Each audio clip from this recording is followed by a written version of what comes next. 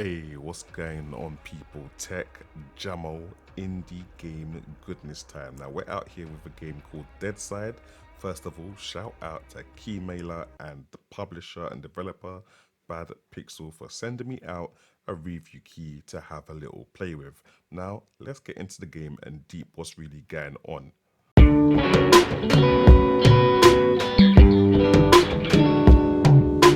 So you're probably looking at this game and you're thinking to yourself, is this PUBG or is this a survival game? But what the developers try to do here is create both into one game.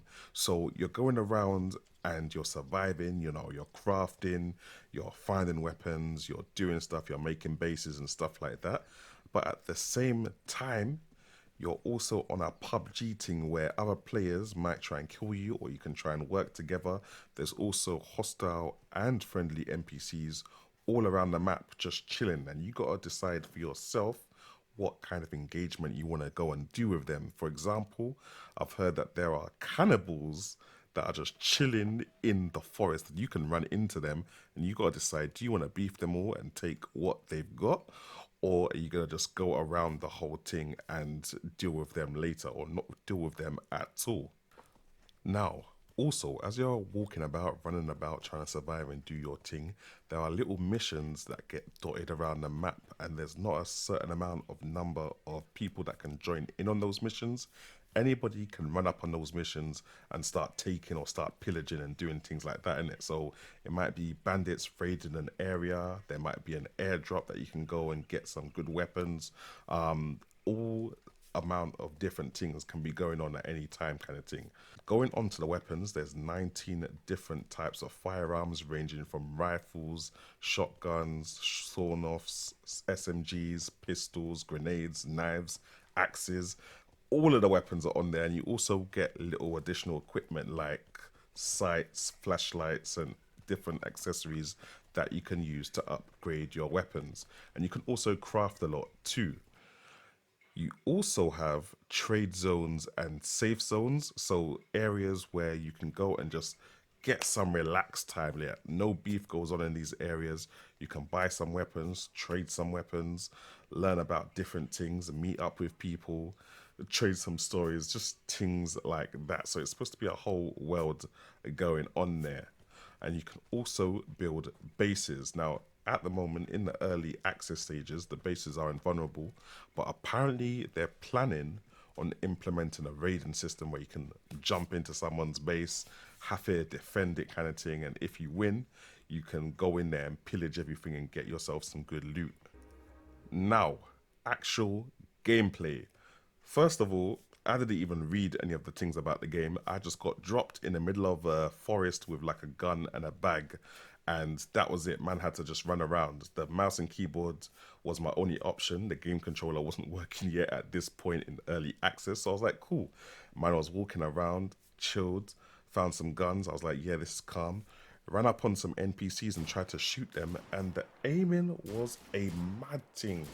I literally had to run up into people and shoot them at point blank range just to get a kill. And I don't know if that's because of my lack of skill with the keyboard and mouse, or if they've just purposely made aiming and shooting extremely hard on this PC version. But that's one thing I noticed straight away. The damage seems to be realistic though, like one or two shots and your person can get murked off, or the person that you're shooting at can get murked off with like one headshot kind of thing. So that's all good. It feels very PUBG when you're running around and you're just skirmaging for bare different weapons and body armor kind of thing, helmets, different accessories. The only thing that feels different to PUBG is the whole crafting aspect of it. So you're gonna find batteries, flannels, alcohol, stuff like that that you can use to make medical kits and just general stuff that you would use in other survival games to craft different things and survive. Now, if we're talking graphics, I think the graphics are actually quite decent. Like when I first started playing, as I said, it looked as good as PUBG to me. The vegetation, the shadows, the rendering, everything looked really good. The animations of the characters running and reloading the weapons, they're a bit stiff, not gonna lie, but obviously the thing is still in early access, so I took those with a pinch of salt. Another thing I realized is that there are no shot indicators. When you start getting shot, you realize that you're being shot, but I don't feel like it properly indicates which direction you're being shot from. So it's a case of you hear a gunshot and then you start pivoting bare quick, like, yo, what's going on? By the time you realize where the shots are coming from, you get clapped off. And then that is very real life. And to be honest, in this game, they said they're trying to go for a very realistic shooter. But sometimes it just doesn't become fun when it's too hard to see where you're being shot from. Now, sound, I think the sound was really decent in this game, considering that it's still early access. The stereo separation, the surround sound, it was wicked. Like I said, you can't really see where you're being shot from with the shot indicators on the map. However, what you can do is you can hear which direction shots are coming from. So it was often that I would run, I would hear a shot, and I would know literally which way to turn, or I would hear footsteps that are around me if NPCs are walking or talking.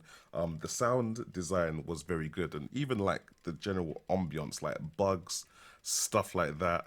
I could literally hear a bug that was buzzing by me. I looked over to the side, and it was literally just chilling there, annoying me for that whole 10 minutes. I thought it was someone there. It was just a bug. But yeah, have a little listen to the sound and see what you're saying.